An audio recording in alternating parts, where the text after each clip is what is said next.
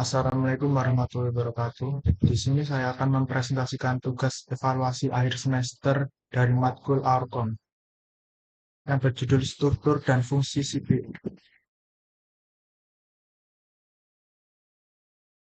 Sebelumnya perkenalkan, nama saya Doni Andika Saputra dengan NIM 14823000047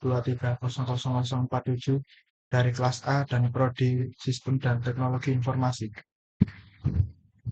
Pendahuluan, CPU atau Central Processing Unit adalah komponen utama dalam sebuah komputer yang bertanggung jawab untuk mengeksekusi instruksi dari program komputer.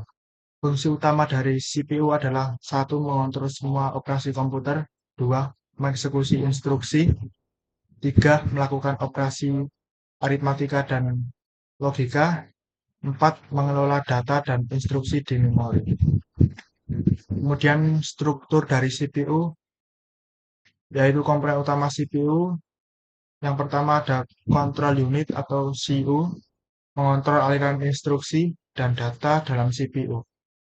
Arithmetic Logic Unit atau ALU, melakukan operasi aritmatika dan logika. Registers, penyimpanan sementara yang cepat untuk data dan instruksi. Change, memori berkecepatan tinggi yang menyimpan data yang sering digunakan untuk mempercepat akses. Fungsi dari CPU sendiri yaitu siklus fetch, decode, execute. Fetch adalah mengambil instruksi dari memori, decode adalah mengartikan instruksi, dan execute adalah menjalankan instruksi. Fungsi komponen. CU berfungsi untuk mengontrol aliran data dan instruksi. ALU berfungsi untuk melakukan operasi aritmatika dan operasi logika. Register berfungsi untuk penyimpanan data dan instruksi sementara. Change mempercepat akses data dengan menyimpan data yang akan digunakan. Selanjutnya, perkembangan CPU saat ini, yaitu multi-core processors memiliki lebih dari satu core untuk meningkatkan kinerja dengan menjalankan beberapa instruksi secara paralel. Keuntungannya adalah meningkatkan kinerja dan efisiensi daya.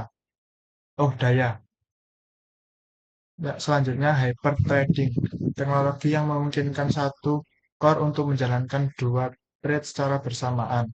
Manfaatnya adalah meningkatkan kinerja aplikasi yang dapat berjalan paralel.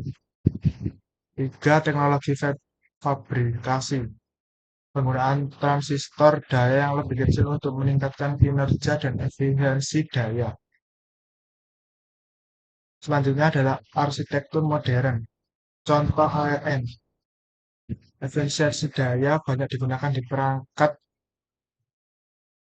x86. Kinerja tinggi banyak digunakan di komputer desktop. Ilustrasi dan diagram. Berikut adalah diagram siklus fetch, decode, execute. Yaitu control unit decode masuk ke arithmetic logic atau execute dan kemudian masuk ke store, kemudian fetch dan terus berputar. Sementara diagram arsitektur CPU modern atau hyperthreading technology, yaitu data masuk ke prosesor secara satu atau dua, secara bersamaan atau bergantian, seperti berikut pada gambar.